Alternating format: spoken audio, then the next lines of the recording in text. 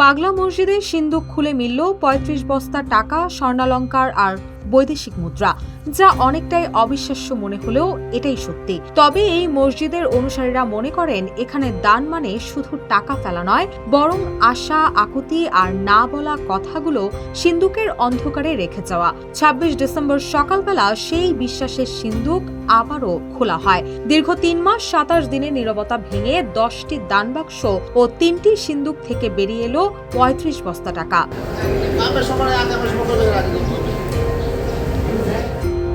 পাগলা মসজিদ এখন আর শুধু একটি উপাসনালয় নয়, এটি হয়ে উঠেছে মানুষের বিশ্বাসের বাতিঘর, যেখানে মানুষ অন্ধকারে ফেলে যায় তার কষ্টার্জিত অর্থ এবং আশার বাতি, আর সেই আশায় আলো খোঁজে সৃষ্টিকর্তার কাছে। মানুষের বিশ্বাস এখানে দান করলে মনের বাসনা পূরণ হয়। সেই বিশ্বাস থেকেই ধর্ম বর্ণ নির্বিশেষে দেশের বিভিন্ন প্রান্ত থেকে ছুটে আসে মানুষজন।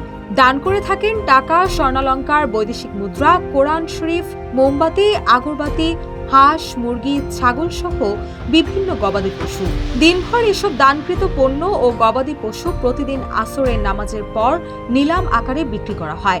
এই দানবাক্স যেন হয়ে ওঠে মানুষের কান্না আর আশার নিঃশব্দ ঠিকানা। শুনেছি যে সবাই বলে এখানে নামাজ পড়লে মনের ইচ্ছা পূরণ হয়, তাই জন্য ভাইয়ার সাথে এখানে দেখতে আসছি যে এটা আসলে কেমন, আসলে পূরণ হয় কিনা, এগুলো সব জানার জন্য আসছে, আসলে দেখার জন্যই।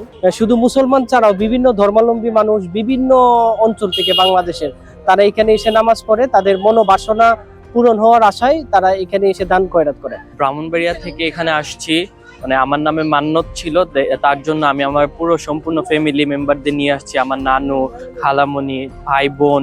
আশা করি আমার মান্যত পূরণ হবে। শনিবার সকাল ৭টায় কড়া নিরাপত্তার বেষ্টনীতে খোলা হয় দান বাক্সগুলো। এরপর বস্তায় করে নিয়ে যাওয়া হয়। মসজিদের দ্বিতীয় তলায় ঢেলে দেওয়া হয় দান বাক্সগুলো। সকাল ৯টায় শুরু হয় গণনার আয়োজন, যেন দানের উৎসব। জেলা প্রশাসক মোহাম্মদ আসলাম মোল্লা ও police super doctor SM. Farhad হোসেনের উপস্থিতিতে সারাদিন ধরে চলতে থাকে গণনা। সন্ধ্যার আলোয় মিলবে টাকার চূড়ান্ত হিসাব। এছাড়াও দানবাক্স খোলা থেকে ব্যাংকে পৌঁছানো পর্যন্ত সর্বোচ্চ নিরাপত্তা দেওয়া হয় বলে জানান পুলিশের এই কর্মকর্তা। কার্যক্রমের শুরু থেকেই পুলিশের একটা গ্রুপ এখানে ডিপ্লয় করা আছে এবং গণনা পর্যায়ে তারা পর্যবেক্ষণ করবে। এখানে ব্যাংকে যারা ব্যাংকার রয়েছেন তারাও যখন এটাকে গুনে নেবেন তখন এটাকে পর্যবেক্ষণ করা হবে। সার্বিকভাবে যখন হিসাব তাদের বুঝিয়ে দেওয়া হবে সেখানেও পুলিশের সদস্যরা থাকবে। ৩৬০ জন মাদ্রাসার শিক্ষার্থী, ১৮ জন নির্বাহী ম্যাজিস্ট্রেট, ৩০ জন শিক্ষক ও স্টাফ, ২০ জন সেনা সদস্য, ৩০ জন পুলিশ সদস্য, ১০ জন আনসার ব্যাটালিয়ন, ৫ জন আনসার সদস্য, ১০০ জন ব্যাংকের কর্মকর্তা ও কর্মচারীরা একসঙ্গে এই গণনায় অংশ নেন। এর আগে গত ৩০ আগস্ট যখন দানবাক্স খোলা হয়েছিল, তখন ১৩টি সিন্দুক থেকে মিলেছিল রেকর্ড ১২,৯,৩৭,২২০ টাকা। সে হিসেবে পাগলা মসজিদের ব্যাংক হিসেবে জমা আছে প্রায় ১০৪ কোটি টাকা। এদিকে দানের লভ্যাংশ দিয়ে স্থানীয় মসজিদ মাদ্রাসায় দান করা সহ জটিল কঠিন রোগে আক্রান্ত ব্যক্তিদের সাহায্য করা হয়। ইতিমধ্যে মসজিদকে ঘিরে ইসলামিক কমপ্লেক্স স্থাপনের পরিকল্পনা গ্রহণ করা হয়েছে বলে জানান জেলা প্রশাসন কর্মকর্তা।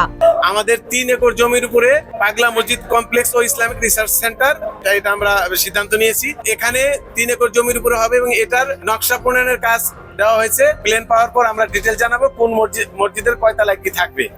রুশা সুর, নিউজ ডেস্ক, ইত্তেফাক।